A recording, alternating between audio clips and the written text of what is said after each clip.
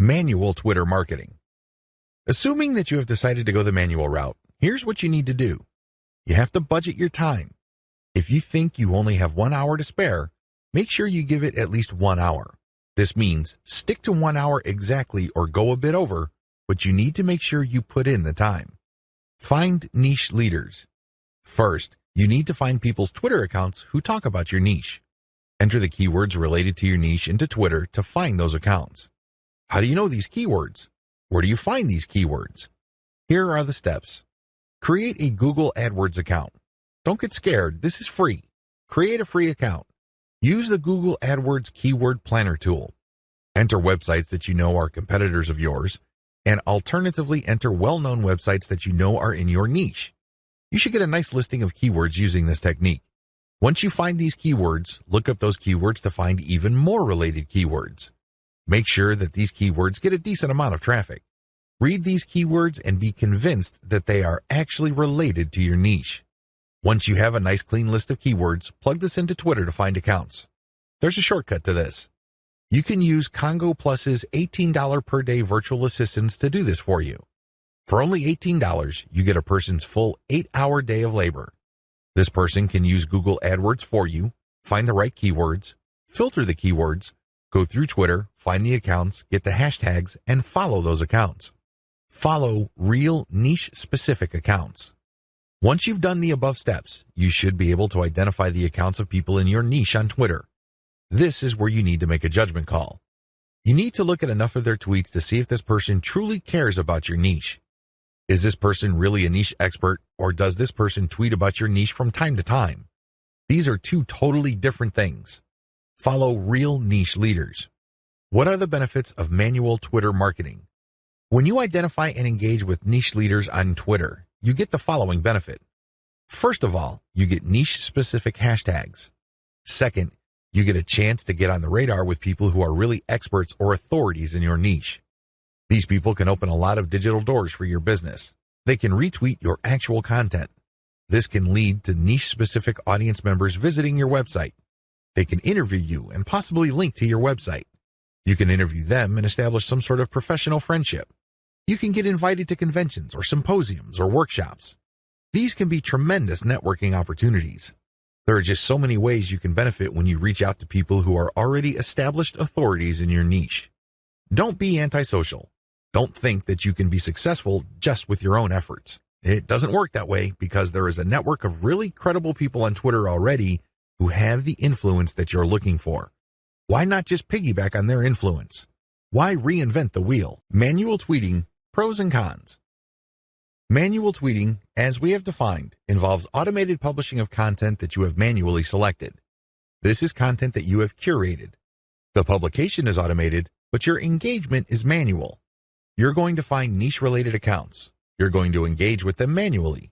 You're going to tweet, leave comments, so on and so forth. Here is how the advantages and disadvantages break down. Pros.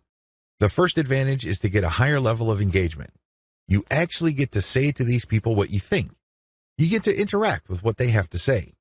Maybe they're critical about your idea, so you explain your position to them. You give them a counter-argument. You ask for examples, or you rebut what they have to say. When you do this, you're not engaging in a pissing contest.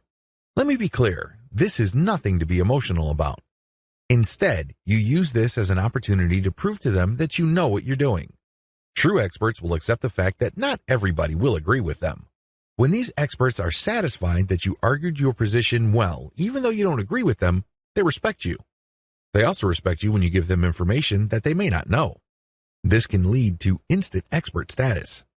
You only need to do this a couple of times with the right people and, believe me, they become your cheerleader. Another advantage is you get access to a pre-qualified niche audience. When an authority leader interacts with you on Twitter, they're actually publishing their conversation with you on their feed.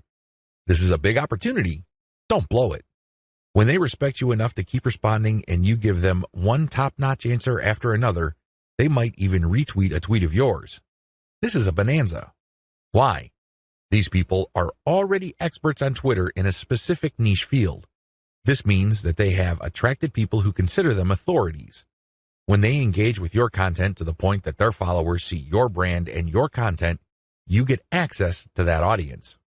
Psychologically, people would see if the person that I respect and admire so much respects this other person who I don't know enough to engage with them respectfully. I should pay attention. If this keeps up and the person who they follow keeps repeating your stuff or keeps engaging with you, it's only a matter of time until some of their audience members would jump over and follow you as well. Please understand, this is not a zero-sum game. It's not like they would unfollow the one expert to follow another expert. Instead, they're already following one expert and they would just follow another expert. They would be following an additional expert. You're increasing the social influence pie instead of fighting over somebody else's influence. They're not losing out. Another advantage to manual tweeting is the speed at which you get backlinks. I cannot emphasize this enough. If you want to boost your website's SEO and you want to get more search engine traffic, you will need backlinks. You can get this much faster when you do manual engagement. The people you're engaging with are in a better position to see that you know what you're talking about. You get to earn their trust and their respect faster. Once this happens, they are more likely to interview you or share content that you posted on your website. Whatever the case may be, this produces a backlink. This backlink really is a measurement of respect for your authority or an acknowledgement of your credibility. It acts as a vote of confidence. The more you reach out to a lot of authorities, the more high-quality backlinks you get. This can boost the overall ranking of your website. Finally, you may be invited to speak at conventions, workshops, or seminars. People might ask you to submit an original article that they would be publishing somewhere else. Best of all, you may get introduced to a big player in your industry. You might get a job offer. You might get some sort of consulting opportunity. Honestly, the range of opportunities available to you is endless. You just need to get out there. The best way to do this online is manual tweeting because you are in full control of your engagement, you craft the public persona you project, and this enables you to be more aware of opportunities as they flash into existence. Disadvantages. The big cons against manual tweeting should be obvious. It takes a lot of time. That's all I need to say. It should be self-explanatory. Second, it's content intensive. While content curation can help you tremendously, it can only go so far. You cannot become a global expert on a particular niche on Twitter and be respected by all other subject matter experts if all you do is share their stuff. That's just not going to happen. Ultimately, they're going to ask you, what about your stuff? What do you have to say? What does your original research indicate? You don't want to come up with a zero when asked those hard questions. Finally, there is no assurance that you will get some sort of alliance. I hate to say it, but certain niches really don't get much coverage on Twitter. You might be able to interact with a high level of niche authorities on Twitter, but that doesn't necessarily mean that they operate blogs that can then link to you. Still, on balance, manual tweeting on Twitter delivers more benefits than its costs. Manual Twitter follower generation. How do you generate followers organically on Twitter using a manual technique? It's as basic as finding niche-specific accounts and finding their followers. Follow these niche-specific accounts, but pay attention to their followers. Follow followers who you know are truly interested in your niche. This requires research. You actually have to look at their tweets or look at the stuff that they're retweeting. Once you see a pattern and it is niche-related, follow these follower accounts. I know this is simple, but it's also effective. How to find the right niche influence leaders on Twitter. At this point, it should be fairly clear that you need to follow the right people on Twitter. Otherwise, the tips I've shared with you will not work. If you're just going to follow random people on Twitter, you don't know who you're influencing. In fact, you don't even know if you're influencing them at all. You have to understand that on Twitter, some people generally follow a general rule. If you follow me, I follow you. Nowhere in this does it say they're actually interested in what you have to say. That's a big problem. If you attract the wrong following, you're not going to get many results from Twitter marketing. In fact, the results you get would be the same as if you did not do Twitter marketing at all. That's a waste of time. You need to find real people. You also need to find real influential people. This isn't bad enough. You need to find real influential people in your niche. How do you do this? Here's my step-by-step guide. Pay attention to their biography. Look at their bio. Is it on point? Does it indicate the persona of a person who is truly interested in your niche? This is crucial. If there are no niche-related keywords there, or it's not obvious that this person is part of your target demographic, and it's not some sort of passionate or credible enough authority in your niche, then this is probably the wrong person. You may be barking up the wrong tree. Look at their follower to following ratio. This ratio is simple. Look at the number of people this person follows and look at the number of people following this person.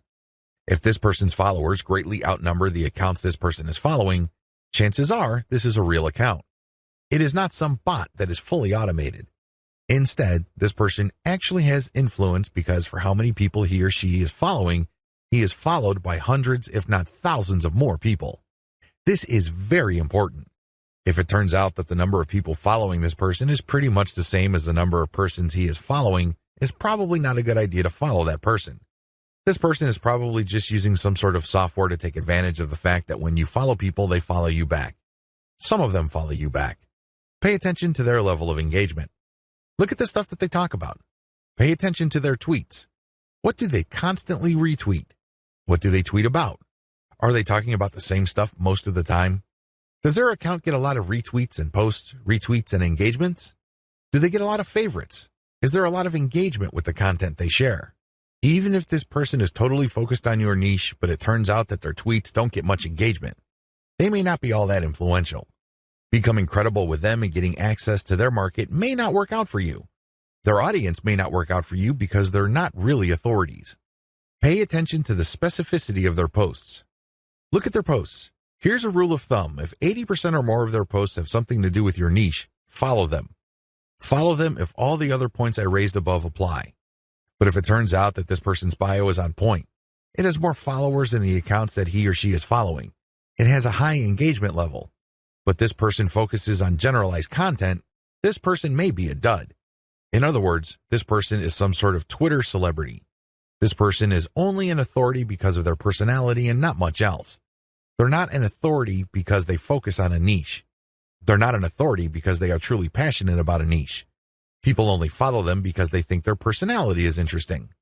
So, what you get is some sort of individual celebrity market. That's not what you're looking for. You're looking for a niche audience. Follow and engage. So, what do you do when you find a niche-specific and truly authoritative account on Twitter? First of all, they have to meet all the criteria listed in video 5. Assuming they pass with flying colors, you follow them. Don't stop there. This is just the beginning. Once you follow them, you engage. Now, a lot of people have all sorts of misconceptions regarding what engagement means. Some people think that if they just click the heart button that they are engaging. They think that if they retweet that they are engaging. No, it goes beyond that. You actually have to engage in a one-to-one conversation with the person tweeting. You click the reply button. I'm not talking about the direct message button. I'm talking about the reply button. Here's where it gets a little tricky. You can't just use a stock answer like, hey, good post, or you're a genius. I admire you. I love you. No, that doesn't work. Those are worthless. Why? And true authorities get those all the time. They're credible. They know what they're talking about. So they get a lot of, hey, good post. You're a smart guy. You're a genius. So what? They get those all the time. You're not going to stand out.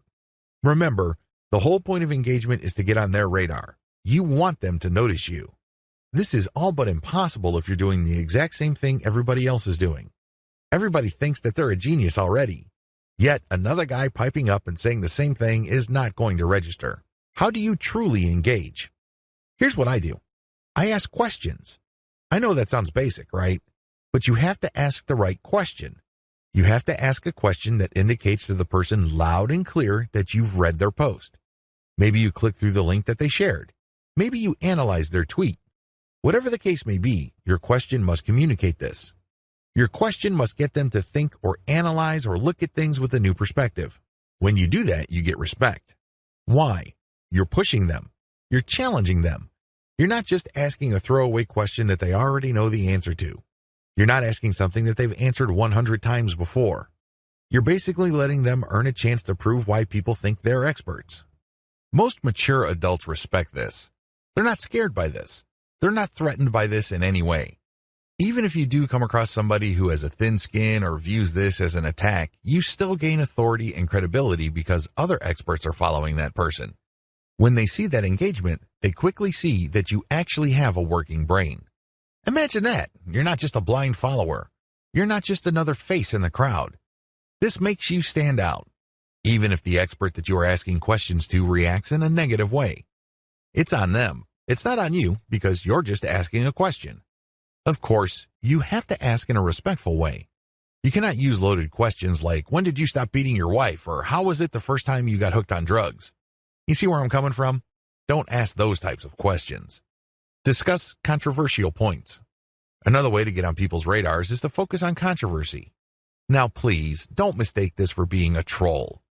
I'm not saying that you're going to create artificial controversies. I'm not talking about stoking divisive issues. I'm not talking about any of that. You see, in any kind of subject, there will always be two sides. This applies to niche subjects as well. There's always the conventional wisdom, and then there is everything else. What if there are techniques or approaches or strategies that would get better results? For some reason or other, these are just not talked about. For some reason or other, these are kept under the rug. When you discuss these or raise these with experts, this highlights that you, yourself, are an expert. After all, if you fully explain these or fully describe these accurately, you are basically lecturing in an underhanded way people who are reading your tweets. You're letting them know of something that they may not have heard about. You are hinting at a body of knowledge that either they're trying to run away from or they may have an unclear understanding of. The fact that you tease this information communicates to them in a clear way that you are some sort of expert. Let's put it this way. You stand out from the crowd, and you're not just this random person saying, hey, good post, or you're a genius, or what do you think about this topic which has been raised millions of times before? Whatever you do, focus on real engagement. This is the bottom line. Real engagement means real person-to-person contact. This means picking somebody's brain. This means sharing information on a real profound personal level. This may not be always comfortable. It definitely is not always convenient, but it's absolutely necessary. You have to reach out. You have to engage. You have to communicate. You have to get the point across. This doesn't mean that you have to always be 100% in agreement. However, it means that you do have to always be 100% respectful. I know this is hard to do if the person you are engaging would feel threatened or get soft on you in the worst way. It's very tempting to fight back. It's very tempting to push back. Fight fire with fire, right? Well, here's the thing. If they act in a very unprofessional way and you keep your cool, who wins? Your brand wins. People start seeing you as an authority. People start seeing you as an alternative. This is how you get on the radar. Either things work smoothly and they agree with you and will love to help you, or things don't work out. When things don't work out, you can still win. How? Through your professionalism. You just have to control your emotions. Twitter is notorious for flame wars, troll attacks, and all sorts of hassles. But if you're able to keep your head together and focus on what you're trying to accomplish, things will work out for the best.